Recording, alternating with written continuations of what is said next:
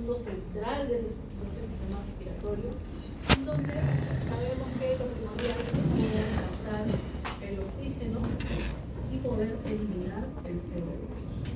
¿Okay? Ahora, algo muy importante es que estos dos gases tienen que atravesar varias membranas, como vemos en estos dos gráficos, para poder llegar al punto y que puedan ser distribuidos. Por ejemplo, en el caso del alveolo, tiene que pasar a través de la membrana alveolar, pasar a través del intersticio, pasar a través de la membrana del capilar y pasar a la membrana del eritrocito. ¿Para qué? Para que finalmente pueda unirse al hemoglobina. Y lo mismo en el caso del CO2. El CO2 va a estar en el glóbulo rojo, muchas veces junto a la hemoglobina, tiene que pasar la membrana del capilar, al intersticio y la membrana alveolar, para que finalmente pueda ser eliminado. Esta difusión, porque es una difusión, se va a dar también siguiendo una gradiente de concentración, en este caso una gradiente de presión, de mayor a menor presión, siempre. De mayor a menor presión, ya sabiendo que el oxígeno pasa del alveolo al capilar y el CO2 del capilar hacia el alveolo. Ahora, pueden haber factores que van a alterar esta difusión. Y entre estos factores tenemos el que está referido a la membrana respiratoria. Sabemos que en el caso de las membranas, ¿sí? Las membranas de lo que vendría a ser los alveolos, los capilares, ofrecen una baja resistencia al paso de las sustancias, ¿no? Por eso era de baja resistencia. Pero ¿qué pasa? Que estas superficies de intercambio, el espesor de la membrana puede variar, como por ejemplo cuando comienza a aparecer patología. Por ejemplo, en la membrana, cuando se endurece, ¿no? En los casos de una fibrosis pulmonar, definitivamente no va a haber un buen intercambio. ¿Por qué? Porque esa membrana dejó de tener esa fluidez que le permitía pasar de un lado al otro lado de la membrana. En este caso está impedida por esa dureza, por esa fibrosis. Entonces no va a haber un buen intercambio. O por ejemplo cuando hay edema, cuando se presenta edema pulmonar, sabemos que en el caso del edema es el acúmulo de líquido en el espacio intersticial. Entonces, ¿qué pasa? Que tiene que estos gases pasar a través de ese líquido y muchas veces son poco solubles y se van perdiendo, porque definitivamente no vamos a tener un buen intercambio. La gradiente de presión de los gases es otro factor. Ya sabemos que debe ir de mayor a menor presión. Entonces tenemos un alveolo, tenemos un capilar. Entonces supondrán que aquí en el alveolo la presión del oxígeno es de 80 milímetros de mercurio. Y la presión de oxígeno a nivel del capilar es de 90 milímetros de mercurio. ¿Habrá intercambio de oxígeno? ¿Sí o no? Sí. ¿Por qué sí?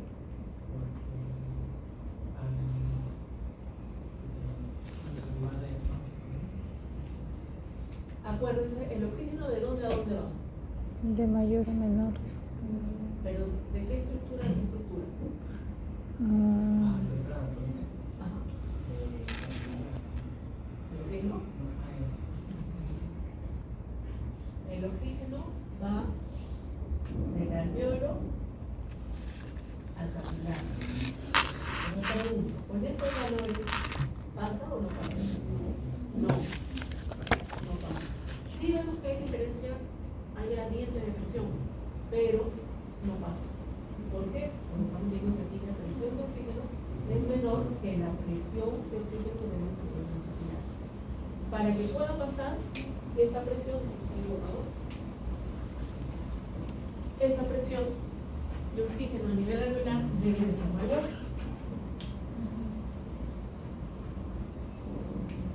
Con que sea 91 milímetros de mercurio, ya tenemos diferencia de presión. Entonces, sí vamos a tener el paso del oxígeno. En este caso, sí. Entonces, tiene que darse esa diferencia de presión, pero siempre respetando de dónde a dónde tiene que ir. Siempre de mayor a menor posible. Los componentes sanguíneos también son importantes porque sabemos que el oxígeno tiene que ir unido a la hemoglobina para poder transportarse. El CO2 también, solamente que en menor concentración. Entonces, si tenemos un paciente anémico, sus glóbulos rojos van a estar disminuidos, por ende vamos a tener menos hemoglobina y por ende vamos a tener menor transporte de oxígeno, menor llegada de oxígeno a los pulmones células. Entonces, eso también va a afectar de alguna manera esa difusión de los gases a nivel tisular. Ahora, la capacidad de difusión de los gases en solución también tiene mucho que ver. Sabemos por las primeras clases, creo que en la primera clase hablamos de esto, dijimos que en el caso del oxígeno y del CO2 se utiliza una difusión simple. ¿Por qué? Porque son moléculas de bajo peso molecular, son apolares, entonces tienen esa capacidad de poder atravesar la célula. Pero hay un problema respecto a la solubilidad, y es que son poco solubles. Vean, en el caso del oxígeno, su solubilidad es de 1, siendo que lo ideal es de 100. Prácticamente muy poco soluble. En el caso del CO2, su solubilidad está en 20, un poquito más que el oxígeno, pero también está prácticamente en nada. ¿Sí? Entonces, es por eso, sobre todo el oxígeno, necesita de un transportador. Y este transportador es el hemoglobina. Por sí solo no va a llenar, a colmar los requerimientos necesarios, ¿no?, que las células necesitan. Y vean aquí en el caso de la hemoglobina, ya sabemos que está formada por 4 glucogenes, 4 cadenas de hemoglobina, ¿no?, como enroscadas entre unas y otras, y van a transportar 4 moléculas de oxígeno. También quiero que recuerden que habíamos hablado que la hemoglobina, de acuerdo a sus elementos E y F, que eran los más importantes, podían estar en un estado relajado o en un estado tenso. Cuando está relajado, significa que esos segmentos es como que estaban abiertos, entonces permitía que el oxígeno pueda llegar. Entonces, cuando están relajados, tienen una alta afinidad hacia el oxígeno. Es mayor su captación, mayor su posibilidad de poder transportarlo. Pero cuando ya está tenso, aquí vamos a ver de que baja la afinidad por el CO2, perdón, por el oxígeno. Por lo tanto, tiene mayor capacidad de poder soltar al oxígeno. ¿Por qué? Porque comienza a aumentar un metabolito que es el 2.3 bifosfoglicerato. 2.3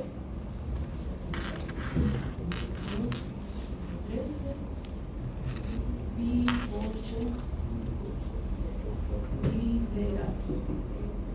¿Sí? Es un metabolito. También pueden encontrarlo como bifosfoglicerato.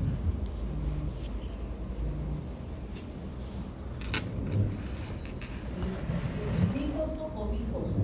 Bueno, cosa es que tiene que ser doble. Entonces, bifosfoglicerato o bifosfoglicerato.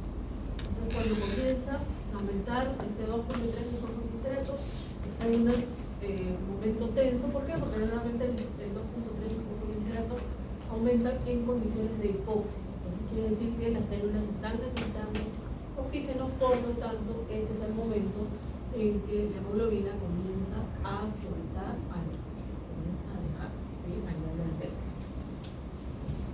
Esto en su estado tenso. Ya está tenso porque ya saben ustedes que ya tiene el oxígeno y es el momento de soltar, el momento de liberar. Ahora, ¿cómo se da la difusión del oxígeno? Puedo borrar aquí esto, ¿sí?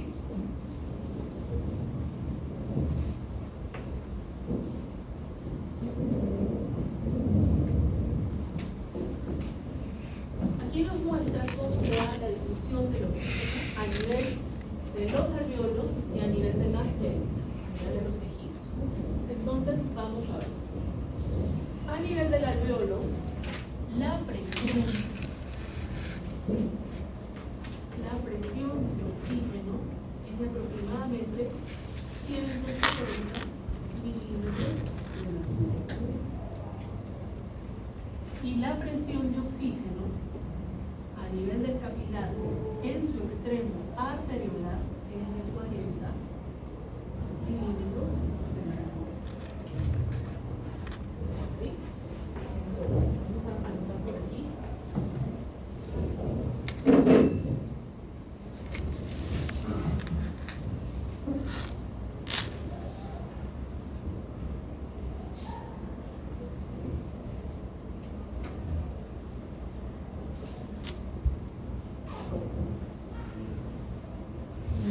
Estos son los valores que tenemos. Presión de oxígeno en el alveolo, 160 milímetros de mercurio. Presión de oxígeno en el capilar, en su extremo arteriolar, 40 milímetros de mercurio. ¿Hay diferencia de presión? Sí. De mayor a menor. Por lo tanto, comienza a difundir el oxígeno. Comienza a difundir. ¿Cuánto difunde? Aproximadamente 60 milímetros de mercurio. Entonces, 160 menos 60 milímetros de mercurio nos da 100 milímetros de mercurio. 40 más 60 que está recibiendo, 100 milímetros de mercurio. Entonces, ¿qué quiere decir esto? Estamos viendo que está difundiendo el oxígeno aproximadamente 60 milímetros de mercurio. Por lo tanto, va a llegar un momento en que ambas presiones se van a igualar. La presión de oxígeno a nivel del alveolo y la presión de oxígeno a nivel del capilar. Si están igualados para el equilibrio, ya no hay gradiente, por lo tanto deja de haber difusión. Y eso ocurre en el extremo capilar venoso. Entonces aquí deja de haber difusión porque ya están iguales. ¿Sí? Entonces, de estos 100 milímetros de mercurio, 5 van a recircular a nivel de los pulmones y 95 milímetros de mercurio van a ir hacia el corazón. Entonces, el corazón va a expulsar una sangre con 95 milímetros de mercurio, que va a circular, va a ir por todos los sistemas. Aquí, presión, oxígeno, a nivel del capilar en el extremo arteriolar de 95 milímetros de mercurio. La presión, ¿sí? La presión a nivel de la célula, la presión del oxígeno a nivel de las células tiene que ser menor. ¿Para qué? Para que pueda difundir. ¿Sí? Va a difundir el oxígeno. Hasta que en el extremo venoso otra vez se igualan esas presiones. Aproximadamente 40 milímetros de mercurio.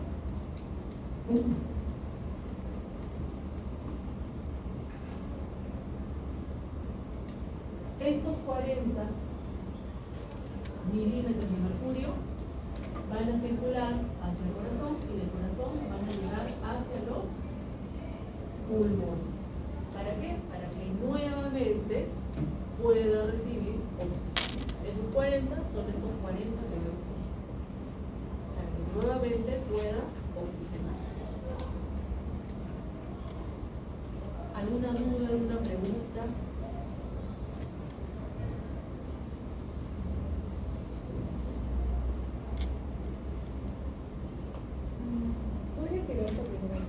¿Está aquí? Sí, sí, claro. Nuevamente, a nivel del alveolo tenemos una presión de oxígeno que es de 160 milímetros. Y a nivel de los capilares alveolares, en el extremo arteriolar, esa presión de oxígeno es de 40. ¿Hay diferencia de presión? Sí, entonces comienza a difundir el oxígeno. ¿Cuánto es lo que difunde? Aproximadamente 60 milímetros de mercurio.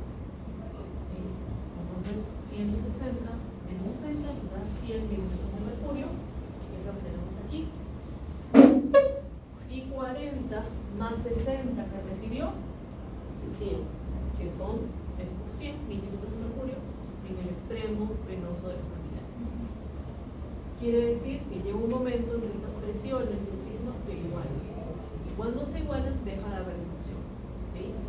Y los 100 milímetros de mercurio se van a redistribuir, como aquí, 5 milímetros otra vez dentro del mismo pulmón y 95 milímetros de mercurio hacia el corazón, que es lo que va a ser bombeado hacia las células, hacia todos los sistemas. Diferencia de presión, comienza a distribuir el oxígeno, al final se igualan en 40 milímetros de mercurio y nuevamente regresa hacia los alveolos para otra vez oxigenar. ¿Sí? Eso se dice.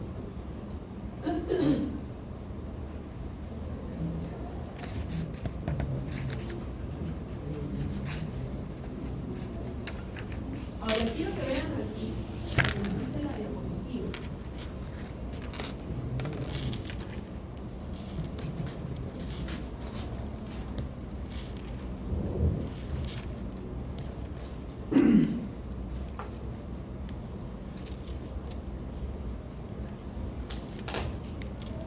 A ver, ya sabemos que el oxígeno tiene poca solubilidad, ¿sí? Poco soluble. ¿Y qué nos dice? Que solamente 0.03 ml de oxígeno va por cada decilitro de sangre por milímetros de mercurio. En total, quiere decir que por cada 100 milímetros de mercurio, que fueron esos 100 que quedaron, una que hubo acá en el extremo venoso de los capilares alveolares, en total vamos a tener 0.3 ml de oxígeno por cada decilitro de sangre, lo cual es muy poco para lo que necesitan las células.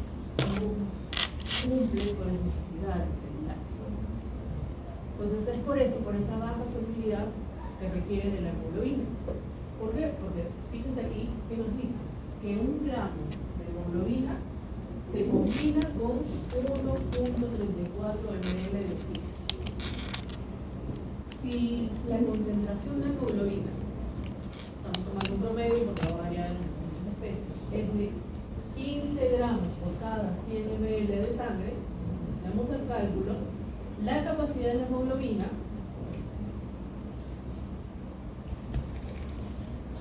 es de poder transportar, si lo redondeamos, 20 ml de oxígeno por cada decilitro de sangre. Porque acuérdense que aquí hablamos que la hemoglobina, al tener estos 4 grupos E, 4 cadenas de hemoglobina, transporta 4 moléculas de oxígeno, lo que equivale al 100% del oxígeno. ¿Sí? Entonces, si hablamos del 100% de oxígeno, hablamos de 4 moléculas de oxígeno, que equivale a 20 ml de oxígeno por decilitro de sangre. Ahora, hay algo muy importante, y es que en reposo, fisiológicamente, la hemoglobina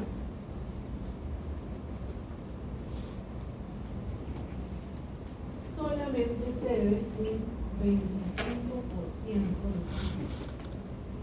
lo que se traduce en una molécula de oxígeno, o decir 5 ml de oxígeno por decilitro de sangre. En reposo, vuelvo a repetir, cede solamente el 25%. Ahora, ¿qué pasa con el otro 75%? Lo guarda como una reserva para el momento en que se requiere. Por ejemplo, si un animal necesite escapar de un cazador, entonces va a necesitar mayor rendimiento de oxígeno. Entonces esa reserva va a generar que aumente esa dosificación de oxígeno. Entonces a lo mejor si está corriendo en la actividad ya no le va a dejar solamente 25%, quizás sea 75%. Ya no va a ser solamente una molécula, sino van a ser 3 moléculas de oxígeno. Y ya no van a ser 5 ml, sino van a ser 15 ml. Entonces tener en cuenta que de acuerdo al requerimiento, esto puede aumentar. ¿Sí? Entonces es por eso, por esa baja solubilidad que tiene el oxígeno, que necesita de la hemoglobina para poder transportarse. O sea, que está en negro, están relajados. En este caso, significa que está en un estado relajado, recibiendo, uniéndose al oxígeno. ¿Sí? Tiene ahí esos 4 moléculas. Y aquí sí ya está en la etapa tensa, está en rojo. ¿Ya? Ahora, existe algo que se conoce como la curva de disociación de la oxihemoglobina, donde podemos ver la saturación de hemoglobina y la presión del oxígeno, ¿sí? Expresado en mililitros de mercurio. En un estado de reposo, vean aquí, nos habla de que la saturación de la hemoglobina es aproximadamente 75%, que es lo que habíamos visto. Su saturación, ¿por qué? Porque solamente CD25. Y la presión de oxígeno en este punto es de 40 milímetros de mercurio, que son esos 40 milímetros de mercurio que nosotros hemos visto que sale de la célula y va hasta los alveolos para poder llenarse otra vez de oxígeno. Eso es lo que sucede. Ahora, esta curva puede desplazarse hacia la derecha o puede desplazarse hacia la izquierda. Si se desplaza hacia la derecha, significa que cede mayor cantidad de oxígeno. Y si se desplaza hacia la izquierda, significa que cede menor cantidad de oxígeno. Como vamos a ver en algunos ejemplos. Aquí. En el caso de los camélidos sudamericanos, en este caso las llamas, ¿no? Nos muestra la curva. Primero nos muestra en el caso de los humanos, pero en el caso de los camélidos americanos, la curva va hacia la izquierda, es decir, cede menor cantidad de oxígeno. La pregunta es por qué, siendo que son animales que viven en la altura, hay menor presión, la reserva atmosférica también disminuye, entonces se supone que debería de ceder más oxígeno, la curva debería ir hacia la derecha, pero en este caso, en estas especies, va hacia la izquierda. Ahora la pregunta es ¿por qué? Ahí es donde necesitamos entender qué está pasando. ¿Qué se les ocurre? Capta más oxígeno. ¿Cómo? Capta más oxígeno. ¿Por qué capta más oxígeno? Por el ambiente en donde están. ¿Por dónde? Por el ambiente donde están, la altura donde están. Acuérdense que si está a más altura debería de ceder más oxígeno. En este caso es lo contrario. Lo que ocurrió es que para poder captar más oxígeno hay una adaptación. Y esa adaptación generó que sus eritrocitos, su hemoglobina tengan mayor afinidad por el oxígeno. Entonces, si ustedes le hacen una prueba de hematocrito a este tipo de animales, van a ver que su hematocrito está elevado, ¿sí? Porque tiene mayor número de glóbulos rojos. Ahora, ¿qué pasa con los seres humanos que viven en los Andes? Si lo comparamos, por ejemplo, con la gente que vive en los Himalayas, que también es altura. Si ustedes le toman hematocrito a los Himalayas con lo de los Andes, va a haber diferencia. En el caso de los Himalayas, su hematocrito está dentro de los valores normales, es decir, como una persona que vive en el llano. Mientras que en el de los Andes tiene que estar un poquito más elevado, que es lo que se espera, que se da un poco más de oxígeno. ¿Cuál es la diferencia? Dicen las teorías, es que los seres humanos, las culturas a nivel del Himalaya surgieron muchos millones de años antes que la que está asentada en los Andes. Entonces es por eso que han tenido más tiempo para poder adaptarse. ¿Qué dicen esas mismas teorías? Que las personas a nivel de los Andes va a llegar un momento en que van a tener un movimiento normal, pero eso no lo vamos a dar nosotros. Muchas generaciones después, por las adaptaciones que los mismos camélidos americanos han utilizado, ¿sí? Para poder soportar esas condiciones de altitud, de menos oxígeno, menos presión atmosférica, ¿sí? Y climas bastante marcados.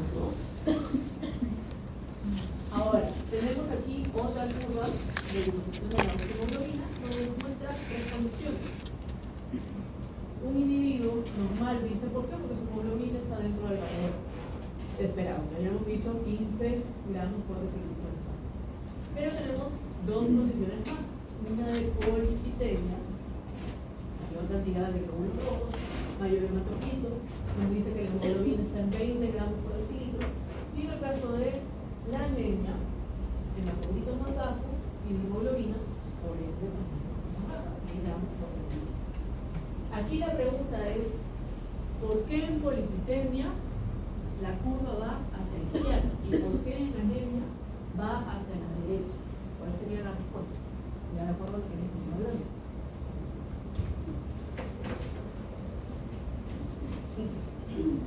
Por su afinidad. No.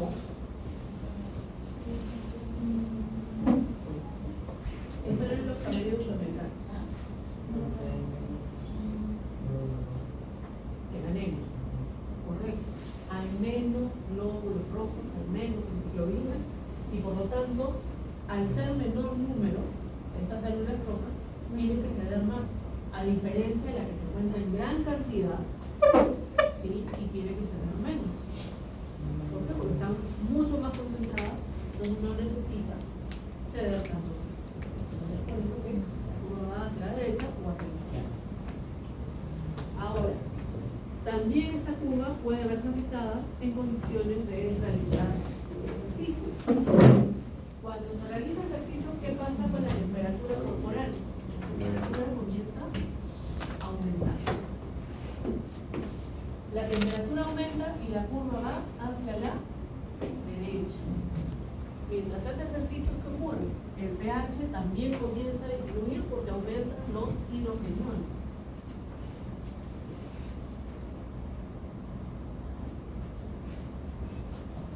Esto también conlleva que la curva vaya hacia la derecha.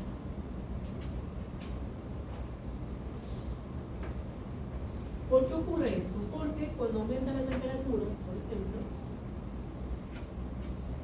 las reacciones enzimáticas del organismo comienzan a acelerarse. Entonces, obviamente, hay mayor trabajo y necesita mayor oxigenación. Por ende, la curva necesita ceder más oxígeno. Respecto al pH también, cuando aumentan los hidrogeniones, tenemos acidez. El organismo va a tratar de contrarrestar esta acidez por medio de lo que venían a ser las bases. Entonces también tiende a generar una mayor oxigenación, por lo tanto, uno va hacia la derecha. Y también, como hemos visto, cuando aumenta el 2.3 difosfoglicerato, también la curva va a ir hacia la derecha. Recuerden que en la situación tensa aumentaba el 2.3 difosfoglicerato, ocurre en situaciones de hipoxia, ocurre cuando se realiza ejercicio, entonces las células necesitan más oxígeno, entonces la hemoglobina debe de ceder más oxígeno. Y también cuando aumenta el CO2. Cuando aumenta el CO2, también la curva va a ir hacia la derecha. ¿Por qué? Porque esto está indicando de que se está saturando el CO2 y necesita mayor oxigenación. Se están generando muchos productos de desechos que deben de ser eliminados. Entonces las células necesitan ahora reponerse con medio de oxígeno. Ahora, va a ir hacia la izquierda, aquí en color. Cuando ocurre lo contrario, cuando baja la temperatura, la curva va a ir hacia la izquierda. Cuando disminuye los hidrogeniones, aumenta el pH, curva va a ir hacia la izquierda. Cuando disminuye el 2.3 difosfoglicerato, va a ir hacia la izquierda. Y cuando disminuye el CO2, va a ir hacia la izquierda. ¿Ok? Entonces, esta curva de disociación de la oxihemoglobina no es estática, sino que dependiendo de lo que está ocurriendo en el organismo, vamos a ver que se desplaza de derecha si necesita ceder mayor cantidad de oxígeno, o se desplaza hacia la izquierda si va a ceder menor cantidad de oxígeno. ¿Ok? Vamos a ver qué más hay. Ahora tenemos, creo que viene el efecto Bohr, sí. Tenemos aquí el efecto Bohr, que se activa cuando, por ejemplo, se realiza ejercicio. ¿Sí? Cuando se realiza ejercicio, se activa el efecto Bohr, que es lo mismo. Aquí está la base para poder entender este gráfico. A mayor producción de CO2, mayor generación de hidrogeniones y por lo tanto mayor disociación de la oximoglobina. Quiere decir que aquí la curva va a ir hacia la derecha. ¿Sí? Entonces, vamos a entender este gráfico. A mayor CO2 que produce la célula, vamos a ver que el CO2 va a comenzar a difundir de la célula, el intersticio, hacia la sangre, el plasma, y va a entrar en el eritrocito. Una vez en el eritrocito, el CO2 se va a unir con una molécula de agua y va a formar ácido carbónico, mediado por una enzima que es la ligrasa carbónica. Este ácido carbónico se va a disociar en hidrogenio y en bicarbonato. Bicarbonato. ¿Sí? Pregunto, si no hay anhidrasa carbónica, ¿se formará ácido carbónico? No. La respuesta es que sí, solamente que muy lentamente. ¿Sí? Acuérdense, el cero de encima lo que hace es acelerar, catalizar el proceso. Sí se va a formar, pero más lento. ¿Ya?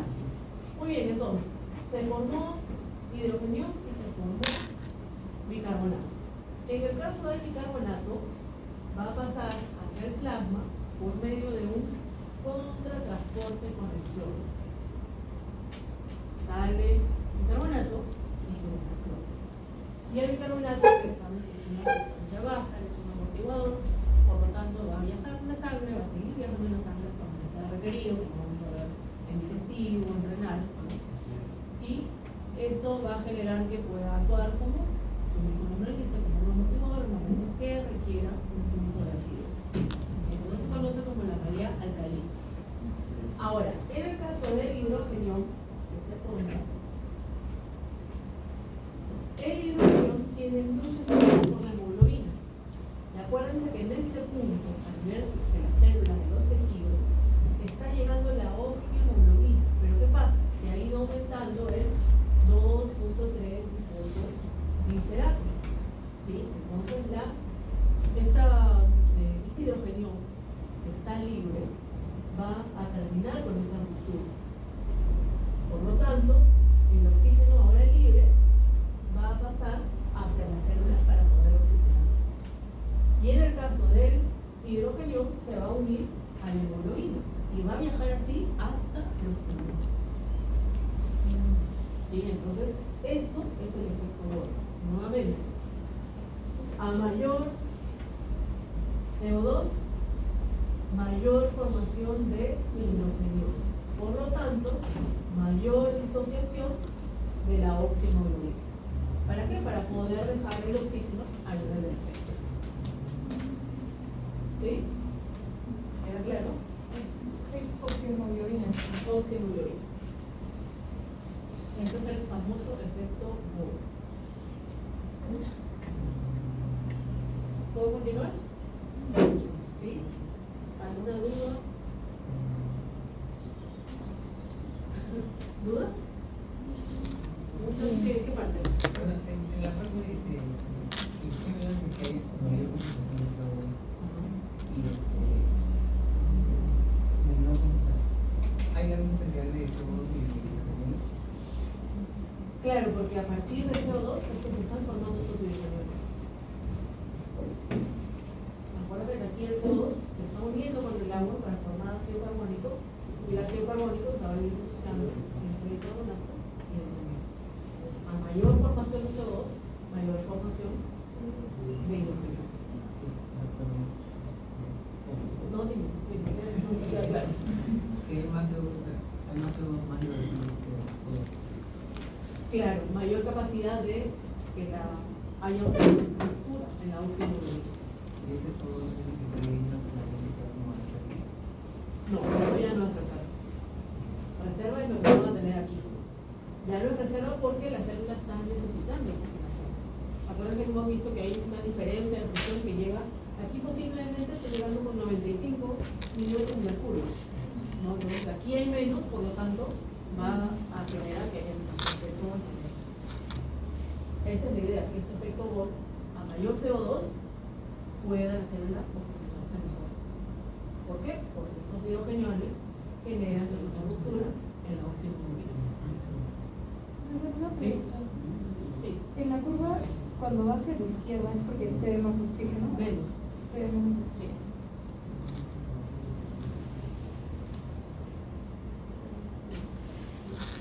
Ahora, ¿qué pasa con el CO2?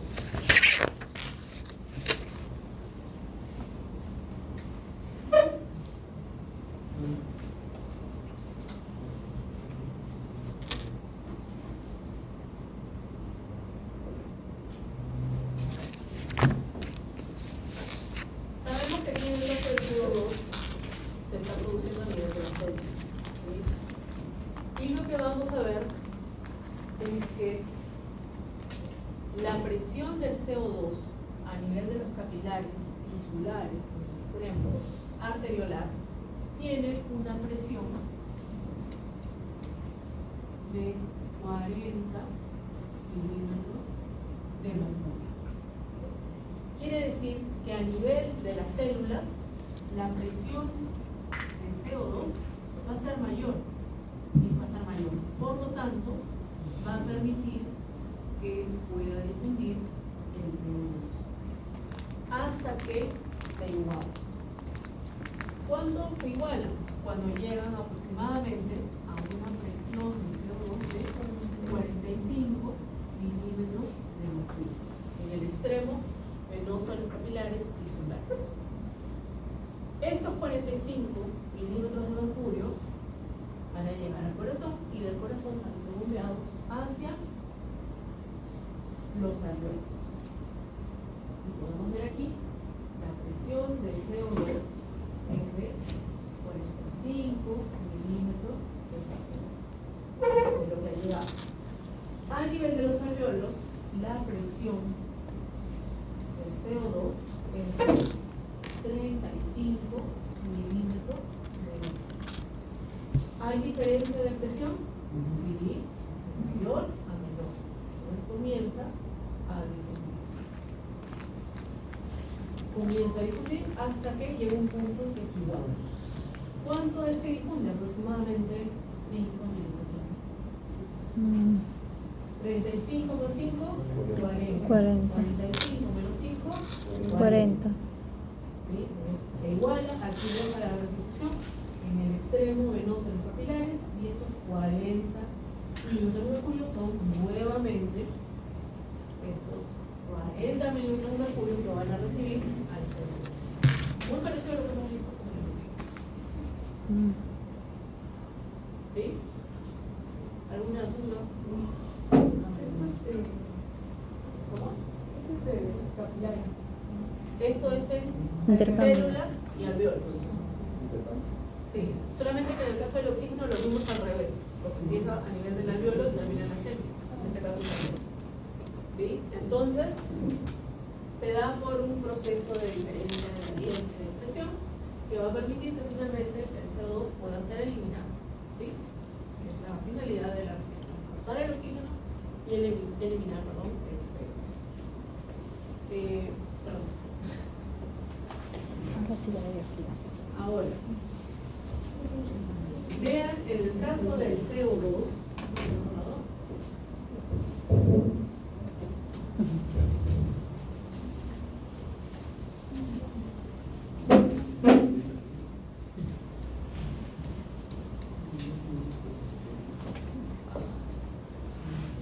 En el caso del CO2, nosotros vamos a ver que se puede transportar de diversas maneras. No como el caso del oxígeno, que disuelto es prácticamente nada, sino que sí o sí necesita de la hemoglobina. En este caso, puedo utilizar tres formas de transporte del CO2. El primero es disuelto en el plasma, que sabemos que es poco soluble, por lo tanto es apenas un 7%. Puede ir como carbaminohemoglobina, es decir, unido a la hemoglobina, y esto representa un 23%. porque la mayor parte del CO2 se va a transportar como bicarbonato, un 70%. Claro, sí, en la sangre que se va a transportar, en forma de bicarbonato, la mayor parte. Aquí quería hacer una acotación en la carbaminohemoglobina. Es carbaminohemoglobina, no es carboxiemoglobina, ¿sí? Porque la carboxiemoglobina sería el monóxido de carbono más la hemoglobina. ¿Sí? Aquí hablamos de CO2, dióxido de carbono. Entonces hablamos carbaminohemoglobina. Entonces vamos a ver cómo es que se va a transportar. Básicamente es muy parecido a lo que hemos visto en el efecto Bohr. Sabemos que las células, al realizar metabolismo, trabajo, generan CO2. El CO2 va a difundir hacia la sangre y en la sangre puede tomar estos tres caminos. El primero, disuelto, un 7%, ¿sí? Simplemente como CO2. El segundo camino es que se une a la hemoglobina y viaja como carbaminohemoglobina, un 23%. Y la tercera forma, ya sabemos que es en forma de bicarbonato. Entonces, ¿qué ocurre en este caso? El CO2 se encuentra con una molécula de agua, va a formar ácido carbónico mediado por la anhidrasa carbónica, y el ácido carbónico se va a disociar en bicarbonato y en hidrógeno. Ya hemos visto que el hidrógeno tiene mucha afinidad con la hemoglobina, ¿no? Con la hemoglobina que venía con el oxígeno, entonces lo rompe y viaja el hidrógeno con la hemoglobina hasta llegar a los alveolos. Y en el caso del bicarbonato, ya habíamos dicho que con un contratransporte con el cloro pasa hacia la sangre y viaja como un buffer por vía sanguínea hasta donde se necesita. Ahora, ¿qué pasa al momento en que llega ese CO2 al alveolo?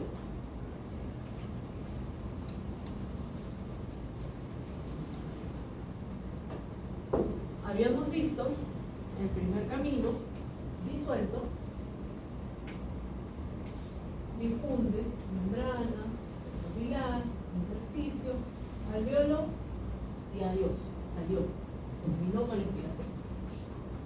El segundo camino era que llegaba como carbaminohemoglobina. Entonces, aquí la hemoglobina va a soltar al CO2. ¿Por qué?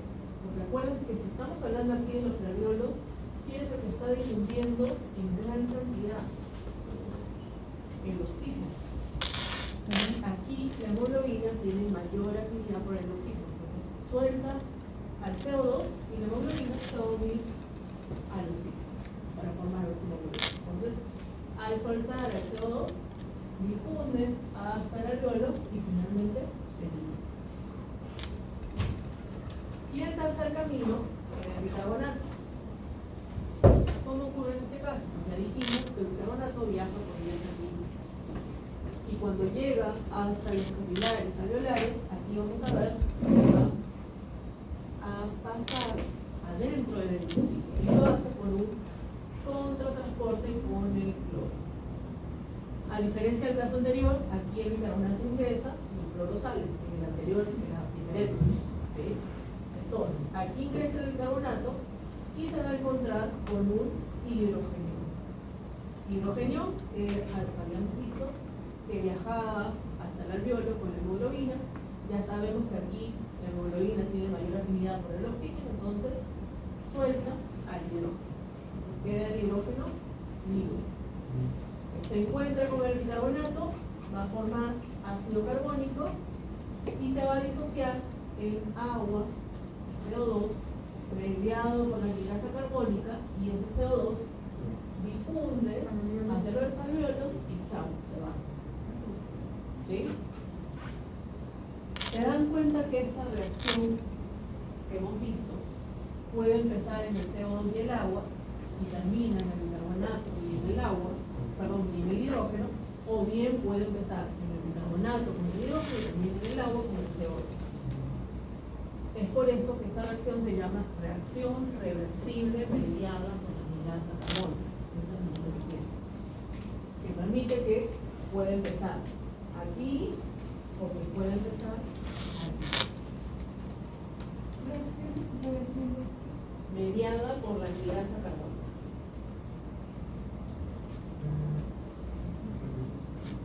¿Alguna pregunta? ¿Algo que me haya quedado claro?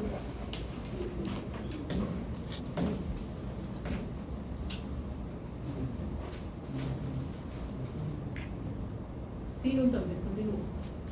Vamos a ver la parte de regulación, que ya prácticamente es la parte final de esta clase.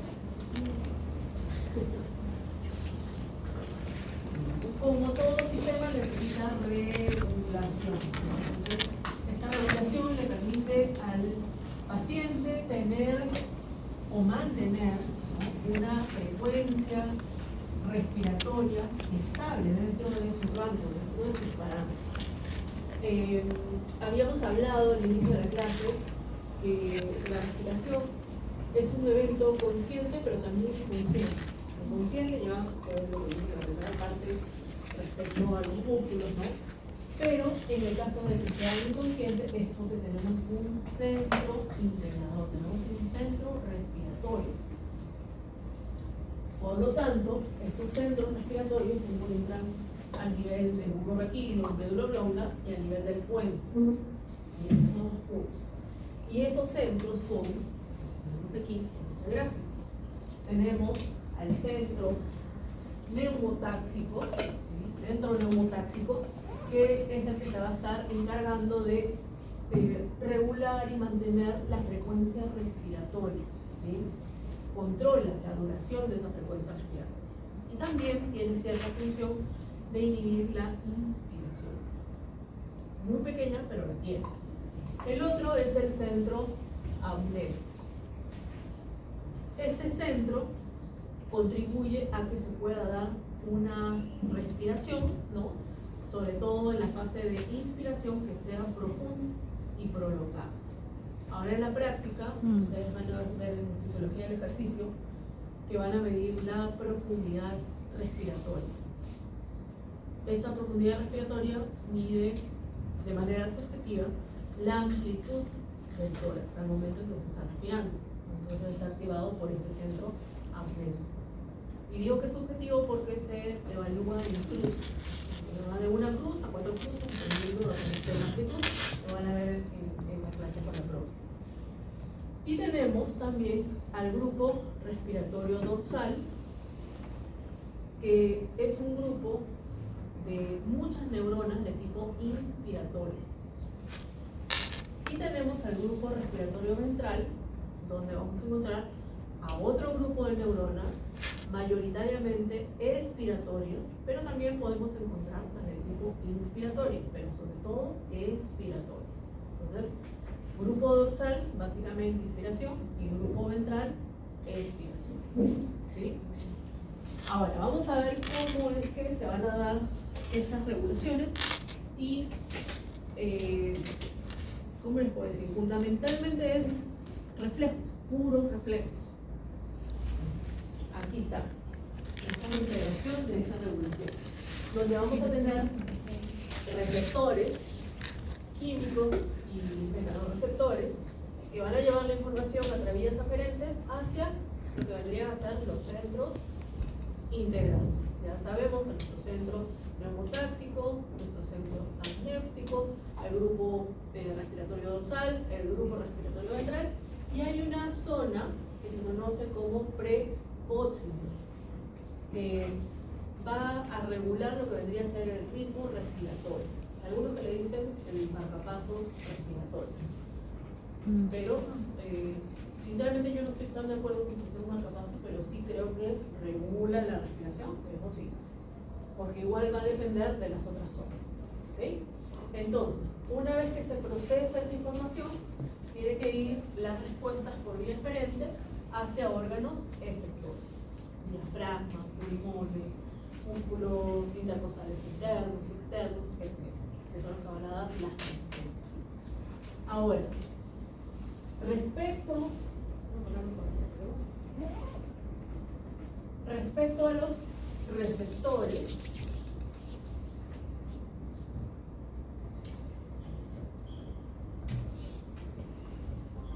pueden ser centrales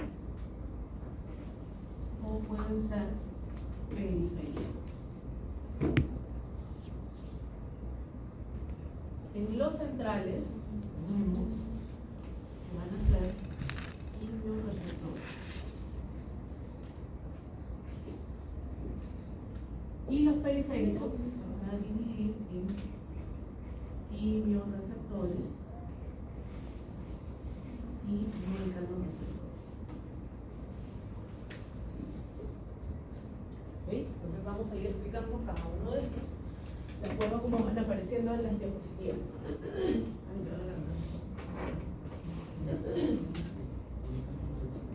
Los primeros son los quimioreceptores centrales. Estos quimioreceptores centrales lo que hacen es captar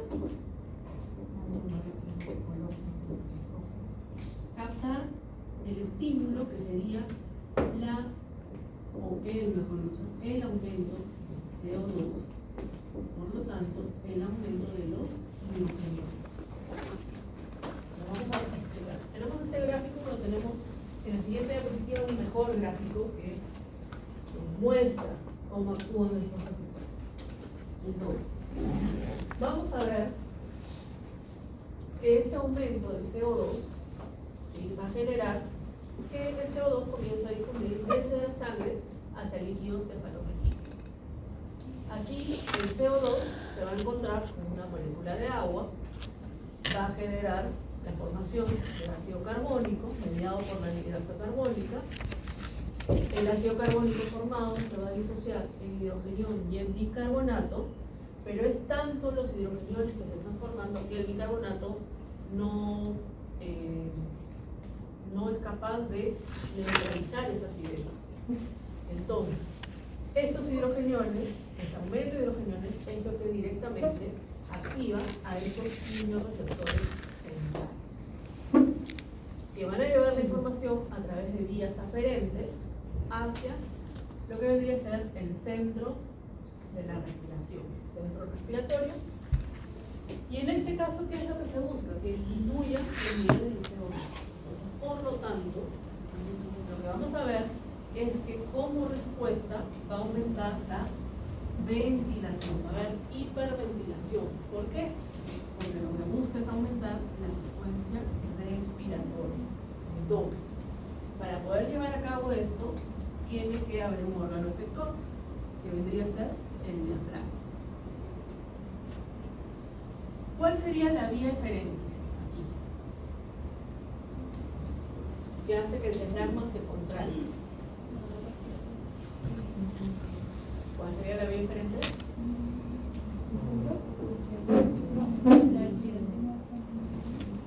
La vía referente. ¿Cuál? El nervio. Nervio vago. No es el nervio vago. ¿Cuál es el nervio que llega al diafragma? El Nervio gloso. frénico. Entonces el nervio frénico va a liberar acetilcolina y va a generar que el diafragma se contraiga más veces. Por lo tanto, aumenta la frecuencia respiratoria, aumenta la ventilación pulmonar, generando que el individuo comience a captar más oxígeno, pero también a eliminar más CO2. Entonces, esa es la finalidad respecto a los quimioreceptores centrales. ¿Sí? ¿Queda claro? ¿Se dan cuenta que es un reflejo que ustedes ya dominan prácticamente lo que son los reflejos? ¿Sí? Porque he escuchado risitas así como que más o menos, ¿no? Pero bueno, ya por lo menos ya ubican las partes. ¿Sí? ¿Queda claro? Vamos a seguir. Luego tenemos los receptores periféricos.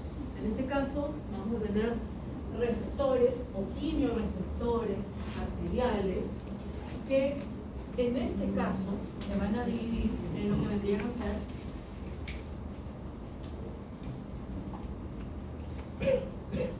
cuerpos aórticos y cuerpos cardíacos. Muy bien.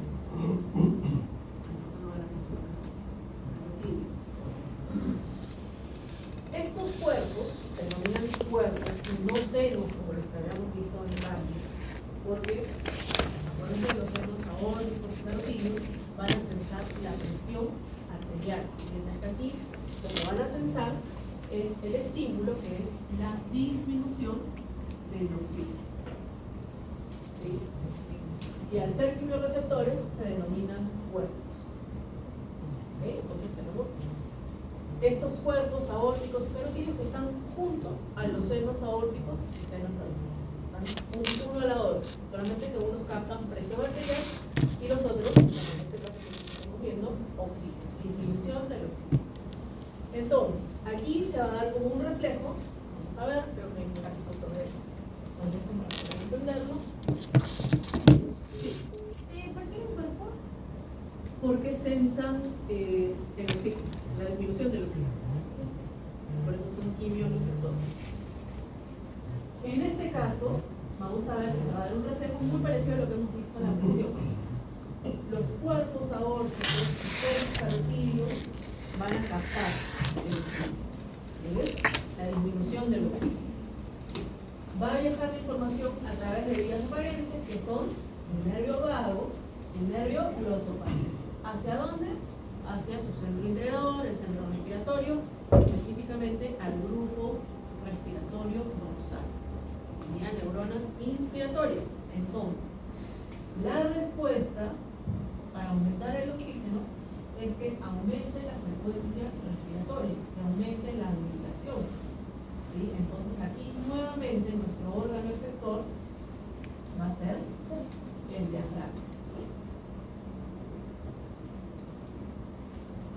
A través del nervio frénico.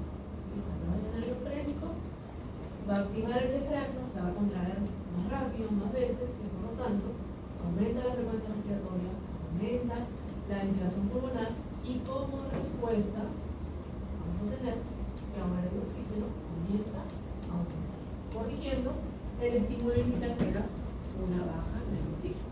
Es un reflejo también. ¿Sí? Un reflejo que creo que es más fácil para ustedes porque ya conocen la relación. Muy bien. ¿Alguna duda sobre estos receptores o quimioreceptores periféricos? En ambos tienen la misma respuesta, ¿no? Sí. Ahora, respecto a los mecanorreceptores, voy a borrar por allá.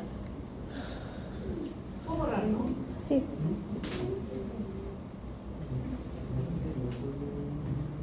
Los mecanorreceptores se encuentran a nivel de los pulmones. Son receptores de estiramiento. Acuérdense que los pulmones son órganos elásticos que están llenando de aire y por lo tanto se están insuflando. ¿Sí? Se insuflan. A ver, ¿cómo les puedo explicar? En el caso de los pulmones, va a llegar a un tope de esa insuflación. Entonces, cuando se está sobreinsuflando, se activan estos mecanorreceptores de estiramiento para evitar de que haya una sobreinsuflación. Y va a llevar esa información a través de una vía aferente, que es el nervio vago, hacia el centro respiratorio. Y lo que vamos a ver aquí es que va a haber respuesta básicamente del grupo respiratorio ventral, a diferencia de los dos primeros que dijimos, que eran dorsales, correcto. En este caso es ventral. Entonces, habíamos dicho que en ese grupo respiratorio ventral hay más neuronas del tipo expiratorio. Por lo tanto, lo que hacen es inhibir a la respiración y favorecer la respiración. Entonces, la vía aferente consiste en inhibir al nervio frénico. Si no hay nervio frénico que está liberando acetilcolina, el diafragma no se contrae y se relaja. Eso genera expiración. Y a este reflejo se le conoce como reflejo de Hering-Breuer. Hering-Breuer que evita la sobreinsuflación de los pulmones. Es el que le dice, como se puede entender, hasta aquí nomás puedes recibir aire. ¿Sí? Porque al ser muy elásticos y una sobreinsuflación genera que los pequeños sacos alveolares comienzan a romperse. Cuando se rompen, dejamos de tener intercambio. ¿Queda claro este reflejo de Hering-Breuer? Sí. Muy bien, entonces vamos a continuar.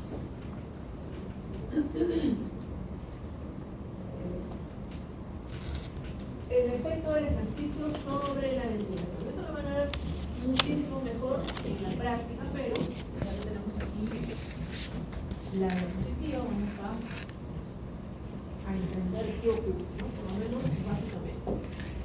Cuando se realiza ejercicio, nosotros ya sabemos que los niveles de CO2 comienzan a aumentar y los músculos requieren más oxígeno. Entonces, por lo tanto, comienzan a activarse los quimiorreceptores centrales, pero también se van a ir activando los quimiorreceptores periféricos. ¿Para qué? Para facilitar que haya una mejor ventilación pulmonar, que la frecuencia respiratoria pueda captar la mayor cantidad de oxígeno y eliminar el CO2. Pero también se habla de que a nivel de las articulaciones hay unos receptores de movimiento, y estos receptores de movimiento también envían señales para que dé cuenta de que efectivamente el CO2 está aumentado y que hay una disminución del oxígeno porque lo está utilizando. Entonces lo que hace básicamente es activar a estos quimiorreceptores centrales y periféricos. De esa manera compensa la regulación. Y ya para terminar nuestra clase, tenemos el mecanismo de la tos, que también se da por un reflejo. Se da todo el reflejo en fisiología prácticamente, ¿no? Entonces, tenemos estímulos, que pueden ser estímulos externos, estímulos internos, en los cuales pueden ser desde presencia de alguna sustancia, presencia de alimentos, presencia de polvo, incluso de pólenes, presencia de las mismas secreciones en la cavidad bucal. Todo eso son estímulos y que van a estar captados por receptores a nivel de la cavidad bucal, a nivel de la laringe, a nivel de la tráquea, a nivel de los bronquios inclusive. ¿Sí? Entonces, toda esa información la captan estos receptores y a través del nervio vago, que va a ser nuestra vía aferente, va a llevarla hasta los centros respiratorios. Hay un centro de la tos, que es el que va a regular esas señales que está recibiendo, es el centro de la tos. Y va a dar la respuesta llevándolas por vías diferentes que pueden ser muy variadas. Siempre van a ser vías motoras que van a dar respuesta porque se da una serie de pasos. Primero, se va a generar una inspiración profunda, lo cual hace que haya un aumento del volumen, ¿no?, de los pulmones. ¿Por qué? Porque hay una inspiración, ¿no? Es como que hay una llenada rápida de aire a nivel pulmonar. Entonces hay una inspiración profunda. A continuación, la respuesta va a ir hacia el cierre de la glotis. ¿Por qué? Porque se necesita que haya una compresión de la glotis y que además comience a aumentar la presión intratorácica. Comienza a aumentar. Entonces, ese estímulo que comienza a aumentar la presión intratorácica genera finalmente la expulsión del aire, que es la tos tal cual la conocemos. La expulsión del aire que se da de manera violenta, de manera constante, pero mediada por un reflejo. Un reflejo de la tos. ¿Preguntas? ¿Dudas? Para tenerlo claro.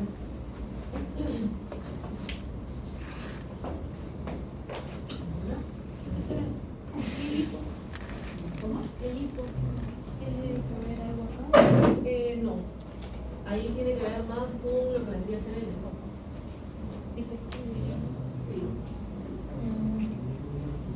Profesora, el cuerpo está en paro por el shock y normalmente se le administra oxígeno, pero no puede eliminar, no puede expirar. ¿Cómo elimina CO2? Buena pregunta. En ese caso, Correcto. en este caso el CO2 va a comenzar a formar bicarbonato. Pero ¿qué pasa? Sí o sí, en la mecánica ventilatoria vamos a tener un proceso que sea leve de expulsar el CO2. Así esté dormido, así esté incluso en coma, y que tú sabes que la oxigenación igual va a ir eliminando.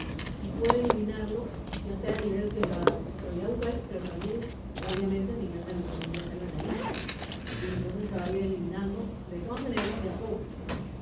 Pero, ¿cuál es el problema? Que si tienes pacientes comatosos, van a ir acumulándose los tejidos del sistema. ¿Y cuál es el problema? Que vas a tener la otra consecuencia que se traduce en la necesidad de una acidosis respiratoria. Y esa acidosis respiratoria comienza a generar que haya muchos hidrogeniones. Entonces ya no tienes ustedes, pero sí tienes hidrogeniones que se van a estar por la reacción que hemos visto. Entonces ahí el problema de que estos hidrogeniones comienzan a unirse a la hemoglobina, a otras proteínas, entonces comienza a desnaturalizarlo y comienzan a producir. Sí es importante que se eliminen, sí, de todas maneras, pero para eso necesita de un mecanismo de oxigenación que contribuya a oxigenar el aire, pero también la sal. Entonces hay muchas maquinarias que permiten ambos fenómenos. ¿Sí? Sí. No, me pregunta si se refiere a eso de solamente a decisiones que se va a la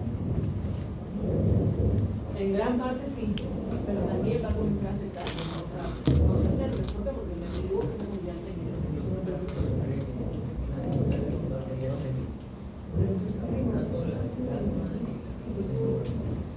la de carbamina por bebida. la que causa la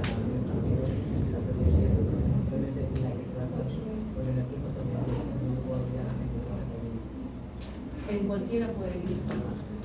Sí, sí, porque ese mismo CO2 está induciendo la sangre todo inmediato porque puede volver a formar hidrogenio. ¿Por qué? Porque tiene esa capacidad de